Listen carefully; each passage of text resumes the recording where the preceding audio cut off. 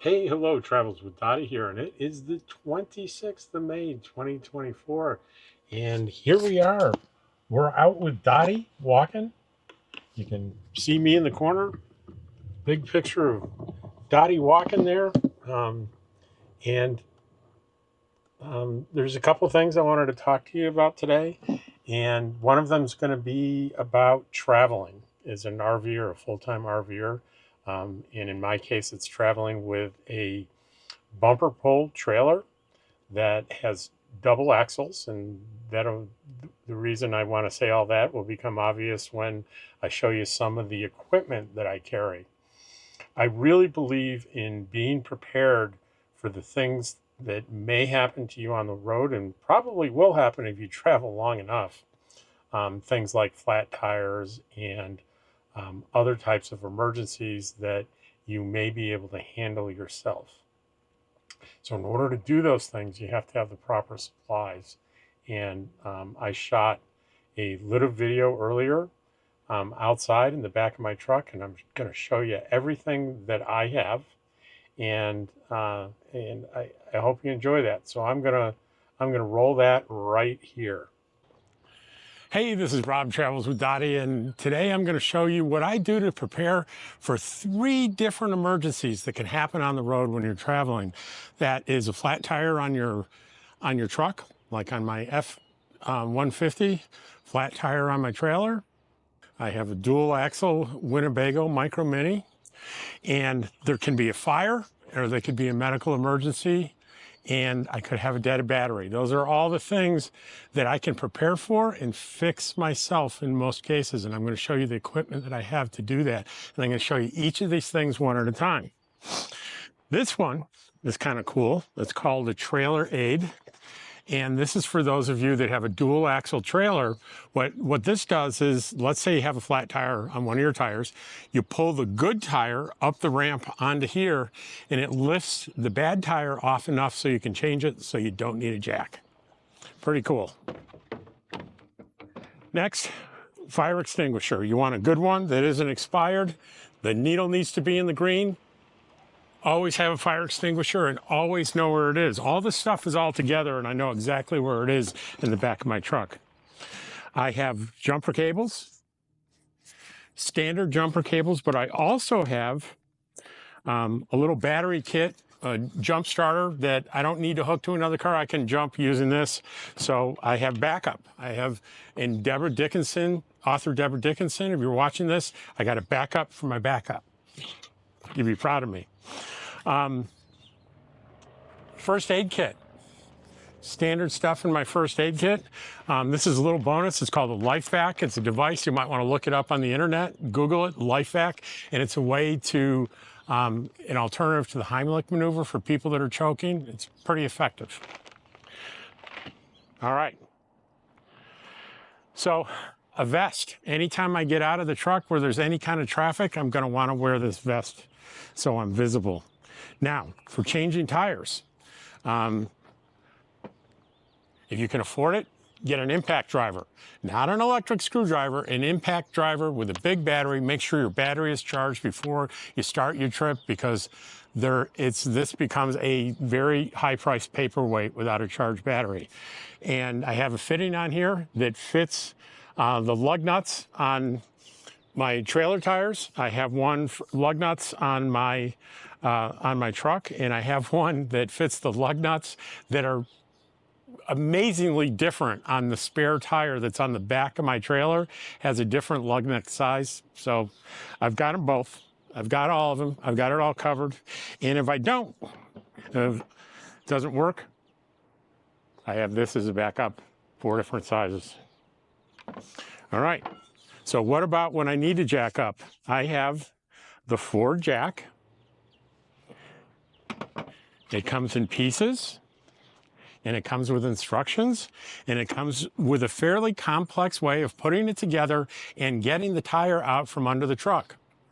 If you don't take this stuff out, open it up, put it together, walk through the directions, and get it in there to crank your tire down, if it's like mine and it's stored underneath, you will be by the side of the road in the rain at night or whatever, trying to figure it out. That's not when you want to figure it out. Figure it out now, like I did. I took everything apart, I did it, I walked through the motions, and I know how to use it. Putting air, this is my Ryobi. This puts air in the tires. So, same battery, same type of battery. They're interchangeable. So, let's see, did I get everything? No, I did not get everything. Something that I didn't realize about my truck, that if you want to use a jerry can, the jerry can is spare gas. All right, it's tracking me now. And I go down here and you'll see 5-gallon can of gas. Well, if you use the tube that is available with this, and I'll show you what that looks like, you put that on there, and I discovered, too late, when I was running out of gas, that there's not enough room to get that into the gas can and tip it up. It just wasn't physically going to work, which is why, with the jack, Ford comes with one of these. You stick it in where the gas goes, where you normally put in the gas in the tank, and it extends a little bit so you can use one of these cans to fill your gas. Without one of these, you're going to be spilling more gas than you're putting in your tank, and I almost ended up stranded because I couldn't get enough gas into my tank. So read up on this, see if you have one. I also have this one, just in case. So Deborah, I have a backup for my backup. 2 things. And I think that covers just about everything. You want to have as much as possible in one container in an easily accessible place in the back of your truck, so you know where everything is. When you need it, you can get to it. Especially this bad boy. When you need this, you need it now. You need it immediately. There's no seconds count when you need this. Make sure you know where it is. If you have any questions about any of this equipment, do so in the comments and I'll answer the best I can. Now, back to the video.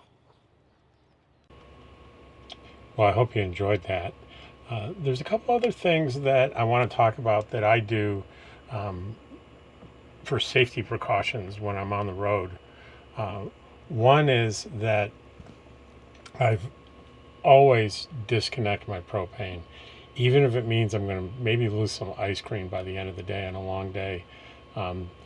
It just isn't worth it. I've seen in more than once in quartzite people that have lose their rigs to fire, and the fire starts in the propane refrigerator compartment as they're traveling, or right as they're finishing a leg of travel, they catch on fire, and you just don't want that to happen.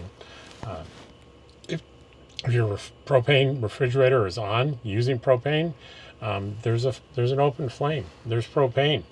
You put those two things together, a lot of wind maybe coming through the vents while you're driving, it's a recipe for disaster, and it's just not worth the risk. So shut that propane down when you're traveling, and you can fire it back up when you get to your destination. The other thing is about speed limits. Don't be in a hurry, especially if you're going to come out here and be part of the full-time RV life. There's almost never a reason to be in a hurry, to be under pressure to get someplace. Give yourself plenty of time. For example, I'm going to New Mexico on the 11th, and I certainly could make it in a day. I can go from here to Las Vegas, Nevada, or not Las Vegas, Nevada, but from here to Las Vegas, New Mexico. It'd be a hell of a long day, but I could do it, but I'm not going to. There's no reason to. I'm going to stop. I'm going to make it a 2-day trip. And even the 2 days are going to be, I'll be on the road probably 5.5 hours each day. That's plenty. A lot of people say, don't travel more than 3 hours if you don't have to. You don't want to be fatigued. And that's also a recipe for disaster, being tired when you're pulling a trailer, driving a Class C, a Class A, whatever it is that you're in. You don't want to be tired. And the other thing that's in the category of don't be in a hurry is don't drive fast. I don't care. You know, I've been in places where the speed limit's 70, 75. I think in a place in Texas, if I remember right, it was 80. That doesn't mean you have to go that fast, and I certainly don't. My comfort spot is 62. If it's 65 speed limit, I'm at 62, and I'm in that right-hand lane, and if people don't like it, they can pull around me and pass. They're more than welcome to. They can even give me the finger as they go by, which sometimes they do. But there's no reason to go faster than you need to. Then the last thing I'll talk about today is a TPMS system. And I've got a very inexpensive one that I've been reliably using for years. Even before I got this rig, I have it on a prior rig. All it is sensors that you screw on to valve stems that have a little battery and a transmitter in there. And it monitors the temperature and the air pressure on the tires. So if something goes wrong, it's going to alert you on a little dashboard monitor. Mine's a little tiny one that has a baby solar panel on it, so I never have to worry about it running out of power. And it'll alert you when something's wrong, so you can immediately pull over to the side of the road and see what's up. It'll, you know, if you're going to have a flat tire, you're going to get alerted before you feel anything, especially like me, if you have dual axle trailers, you've got 4 tires on the road, as the tire pressure is coming down on something that's going flat, you may not feel it right away, but the system will tell you. You'll slow down, you'll put your 4-way flashers on, and you will first get to a place where you can at least take a quick look to see how bad it might be and decide, hey, can I limp slowly to the next exit and get off, which is the preferable thing to do. If you can, keep those flashers on, go slow, get off the highway, because you don't want to be changing the tire or doing lengthy inspections of your rig with traffic going by at 60, 70 miles an hour. It's very dangerous. You don't want to do that unless you absolutely have to. So I hope you enjoyed this. I hope you enjoyed watching Dottie in the background, and I'll see you on the next video. And as always, I appreciate you watching. Thank you. Take care.